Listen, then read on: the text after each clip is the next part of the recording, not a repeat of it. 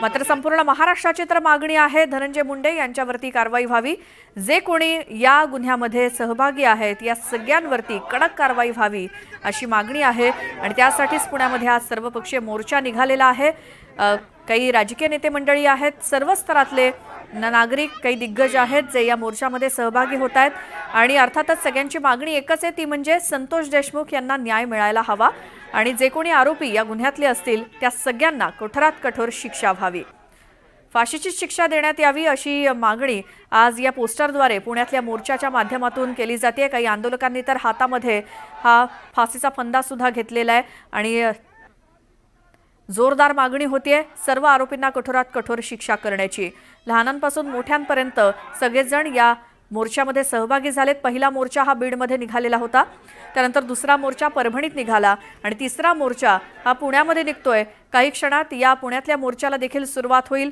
मनोज जरांगे पाटील हे देखील या मोर्चामध्ये सहभागी होण्यासाठी आलेले आहेत आणि महाराष्ट्रभरामध्ये असे मोर्चे काढा असं आधीच मनोज जरांगे पाटील यांनी आपल्या मराठा समाज बांधवांना सांगितलेलं आहे, त्यामुळे ते देखील मोठ्या प्रमाणात या मोर्चामध्ये सहभागी झालेत।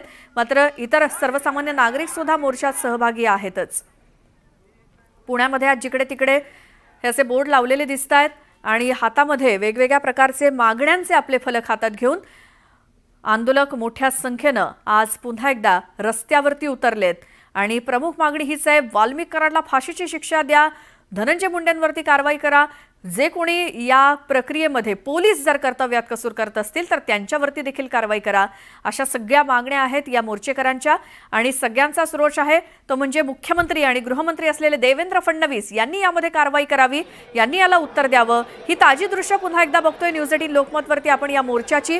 महिला वर्ग सुद्धा मोठ्या संख्येनं सहभागी आहे आजच्या मोर्चामध्ये। हातामध्ये फलक घेऊन सगळे मोर्चेकरी आता सज्ज आहेत। पुण्यातल्या लाल महाल इथनं या मोर्चाला सुरुवात होईल ती जिल्हाधिकारी कार्यालयापर्यंत।